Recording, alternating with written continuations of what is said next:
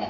कुछ कहने से पहले इस मंच पर आसीन पदाधिकारियों का चूंकि नाम रखने से बहुत ज्यादा समय लग गया, तो मैं नाम न रखते हुए सभी लोगों का मैं जय भीम के साथ हार्दिक अभिनंदन एवं स्वागत करती हूँ।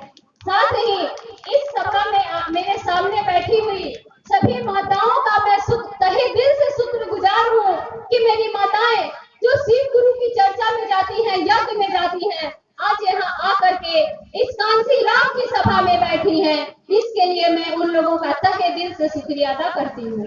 उसके साथ ही पितातुल्य बुजुर्ग और नौजवान साथियों का मैं जय भीम के साथ हार्दिक अभिनंदन एवं स्वागत करती हूँ।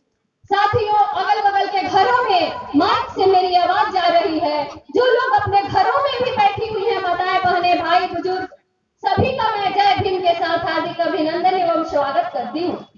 साथियों, मैं विक्रमगंज अनुमंडल की ही रहने वाली हूँ। मेरा ससुराल रामपुर ब्लॉक है और मैं के अमरपुर है, राजपुर ब्लॉक में। साथियों, मेरा नाम चंपा जादव हुआ। मैं जादव समाज से आती हूँ, लेकिन 2001 का जिला परिषद चुनाव लड़ने के बाद से ही, उस वक्त राजद की सरकार थी, लालू यादव जी की सरकार थी, लेकिन मैं उसमें नहीं गई। मैं बहुजन समाज पार्टी को ज्वाइन की, क्योंकि मेरे अंदर से जब मैं छात्र जीवन में थी तभी से मैं अम्बेडकर साहब के विचारों से प्रभावित थी। मैं अपने विद्यार्थी जीवन में कई बार अनुसूचित जाति जनजाति का जो कर्मचारी संघ का अम्बेडकर जयंती मनाया जाता था, उसमें गई थी और अम्बेडकर साहब के जीवनी पर प्रकाश डालने का कार्य मैं की थी।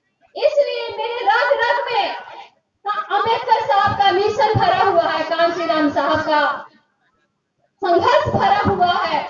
साथियों, कांशीराम साहब का जन्म 13 मार्च 1934 में हुआ था और 9 अक्टूबर 2006 में उनका देहावसान हो गया। साथियों, 72 साल का उम्र उन्होंने ऐशोआराम से नहीं जिया। वह चाहते तो पुणे में आयुध फैक्ट्री में साइंटिस्ट के पोस्ट पर कार्य कर रहे थे, वो ऐशोआराम की जिंदगी जीते। लेकिन उन्होंने जब अम्बेडकर साहब की जीवनी पढ़ा और अम्बेडकर साहब ने अपनी जीवनी में लिखा था कि सबसे अधिक मुझे धोखा मेरे समाज के पढ़े लिखे लोगों ने दिया है, तो उनको एहसास हुआ यह कि शायद मैं भी उसमें से एक हूँ। मैंने भी अम्बेडकर साहब को धोखा देने का कार्य किया है। उसी समय उन्होंने अपने नौकरी को, ऐशोआराम के जीवन को 1968 में लात मारने का कार्य किया और बहुजन मूवमेंट को चलाने का कार्य किया।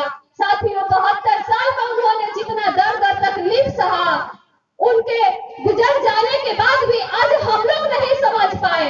अगर आज हम लोग समझ पाते तो यह जो महिला आरक्षण का खेल बीजेपी की सरकार, यह नरेंद्र मोदी जो खेल रहा है, 33% आरक्षण देने की बात कह रहा है, 33% आरक्षण की जो वह बात कह रहा है। साथियों, मैं कहना चाहती हूँ कि बाबा साहब का संविधान हमें समानता का अधिकार दिया है। हमारा 50% है, तुम 33% पे क्यों लड़ रहे हो? 33% पे क्यों लड़ रहे हो? यह समाज रूपी गाड़ी जो है 2 पहिए पे चलता है। कोई भी गाड़ी का 2 पहिया होता है और इस समाज रूपी गाड़ी का 2 पहिया है, स्त्री और पुरुष दोनों को हमारा संविधान समान मान रहा है। तो तुम 33 और 35 में बांटने वाले कौन होते हो? और अभी जो बिहार का जनगणना आया, जाति गणना जो आया है, बहुत लोग कह रहे हैं कि यह गलत है, कोई कह रहा है गलत है, कोई कह रहा है सही है, कोई कह रहा है पक्षपात हुआ। हमारी बहुजन समाज पार्टी कहती है कि यह बहुत अच्छा हुआ है। बिहार की सरकार ने जनगणना कराया, तो अगर दम है तो मोदी करा के दिखा दे।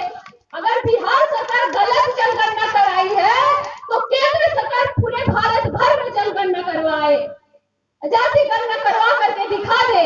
क्योंकि कांशीराम का सपना यही था कि जिसकी जितनी संख्या भारी, उनकी उतने ही सेदारी। कांशीराम साहब ने कहा था कि हम अपने वोट के अधिकार से सीएम और पीएम बना लेंगे और आरक्षण के अधिकार से एसपी और पीएम बना देंगे। इसलिए साथियों, इस मंच के माध्यम से मैं यह कहना चाहती हूँ, आप लोगों से यह शपथ दिलवाना चाहती हूँ कि आने वाले इस अगले लोकसभा के चुनाव में कांसीराम साहब का सपना हम लोगों को पूरा करना होगा।